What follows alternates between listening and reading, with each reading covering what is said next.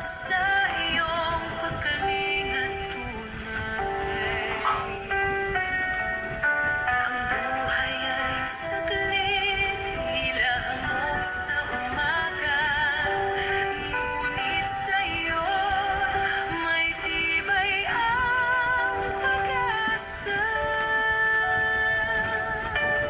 Sa bawat hakbang ng Magandang gabi po sa inyong lahat po. Magandang gabi sa mga member ng God's Loves and Prosperity.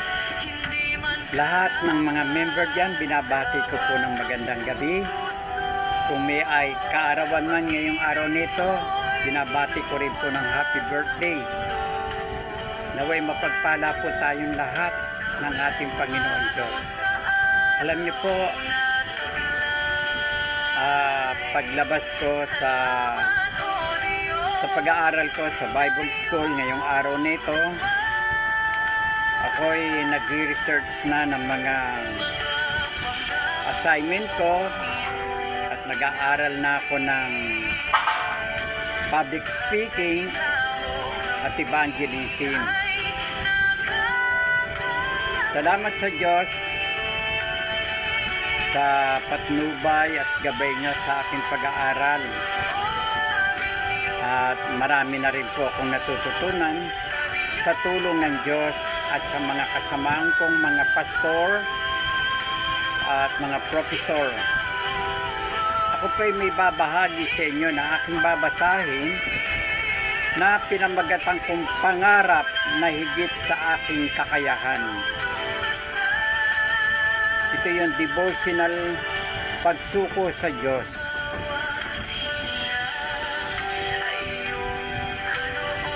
Hindi mahalaga kung sino ka o anong meron ka.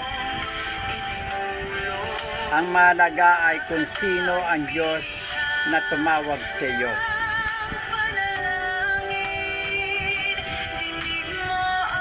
At ang Diyos na tumawag sa inyo ay hindi kailanman magkakamali.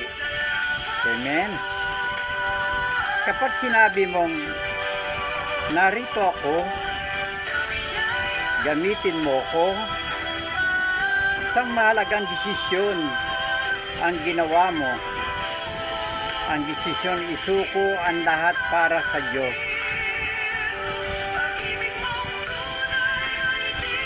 Hindi mo kailangang maging perfecto. Hindi mo kailangan maging handa sa paningin ng mundo. Ang mahalaga ay bukas ang puso mo sa Diyos. Siya ang maghahanda. Siya ang magpapalakas. At siya ang magbibigay ng daan. Ang tunay na pagpapagamit sa Diyos ay nagsisimula sa kababaan ng loob. aming Ama, sa puso naming puno ng galang At buong pananampalataya. lagi kang purihin sa gawa at salita. Salamat sa iyo, Diyos ng biyaya.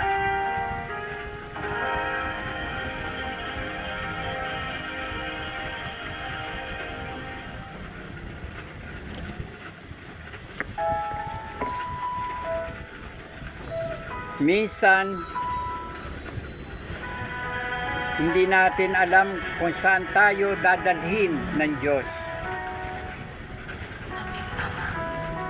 Pero isa lang ang tiyak, kung kasama natin siya, hindi tayo matatakot.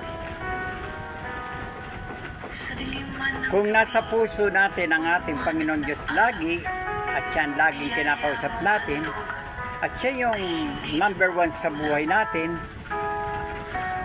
at ginagawa natin kung ano ang gusto ng Diyos, wala kang dapat ipangamba o alalahanin o isipin, sapagkat ang Diyos ang lahat ng bahala dyan. Tinawag ka niya upang gamitin ang buhay mo Magkagayon man, wala kang dapat ipangamba. Kasi makapangyarihan ang tumawag sa iyo, sa akin. Napakapalad ng mga taong at mga anak niya na tinatawag. At ito'y tumugon, isang malaking pribileyo natin na yung makapangyarihan ng mismo ang tumawag sa atin. Minsan nga, maraming tumatawag sa atin. Sino-sino? Tinatawag tayo ng ating mga magulang, kapatid, kaibigan, katrabaho, at yung pinapasukan natin, may-ari ng pinapasukan natin, napakarami.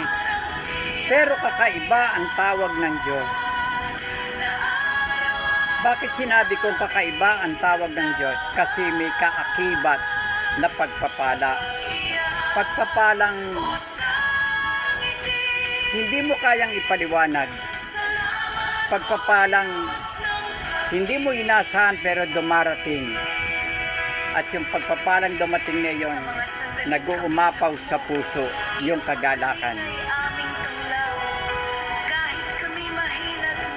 Kaya kapatid, kung nararamdaman mong tinatawag ka ng Diyos, tumugong ka. Dahil napakapalad mo kapag tinawag ka ng Diyos.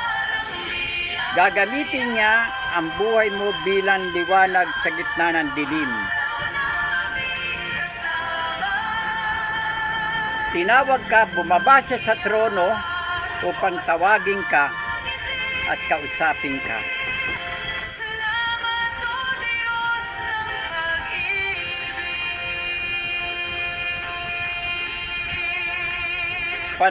Panalangin ang pagsuko.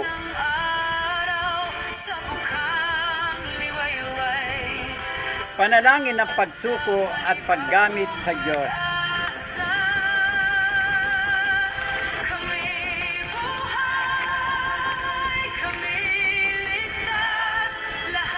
Panginoon, narito po ako.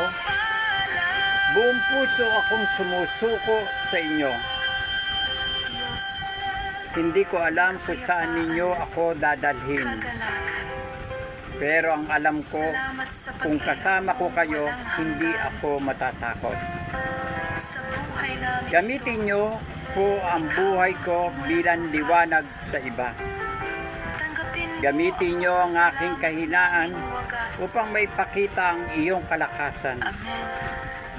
Linisin nyo ako, iyandanin nyo ako at patatagin ninyo ang aking pananampalataya. Handa na po akong sumunod. Handa na po akong magpagamit. Handa na po akong mabuhay para sa inyo, hindi para sa sarili ko. Maraming salamat po sa pagtawag ninyo sa akin. Maraming salamat po sa bagong pag-asa at direksyon ng buhay ko. Sa pananalangin ko po, Ama, nakaakibat dito na lagi kong sinasama sa aking mga panalangin ang aking mga kapatid na hindi pa higit na nakakakilala sa iyo at wala pa silang tunay na relasyon. Alam lang nila may Diyos. Alam nila na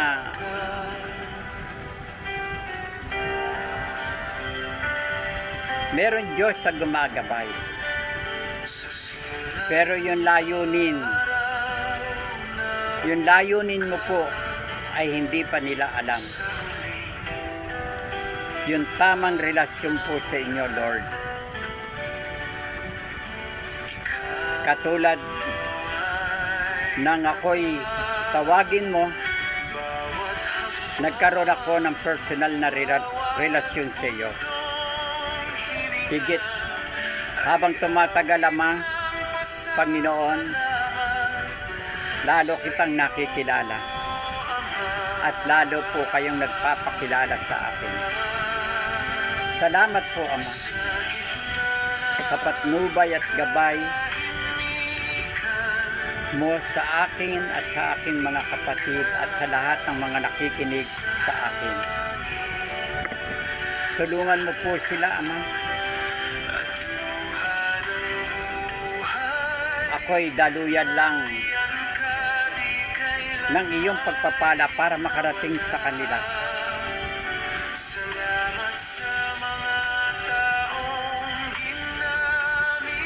Idinadalangin ko rin po, Ama, na pakalinisin mo po ang aming mga puso. Iparamdam mo po sa amin na hindi kami nag-iisa. Tulungan mo kami, Ama, na maranasan namin ang iyong presensya. Tulungan mo kami, Ama, na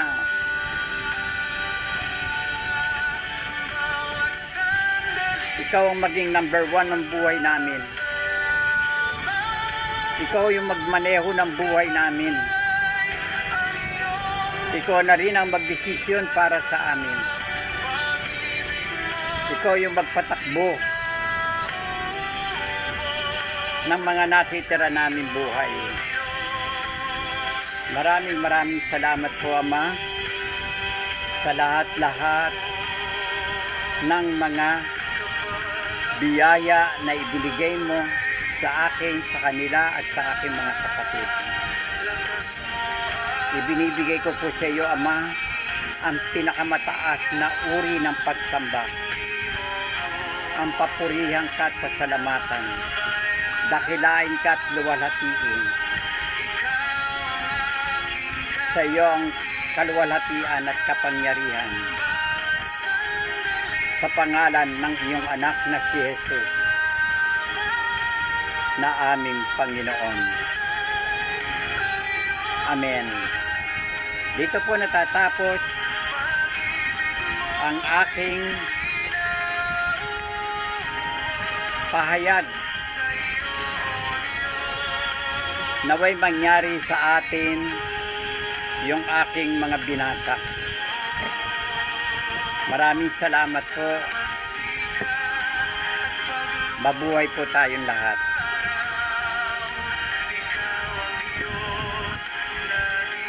Napakaganda ng music, ano?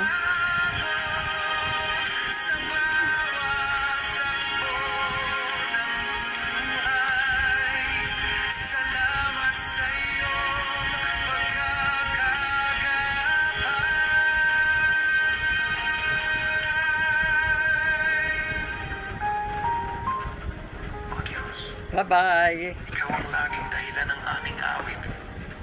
Sa bawat pagsubok at tagumpay, pasasalamat ang aming tugon. Kami nabubuhay upang luwalhatiin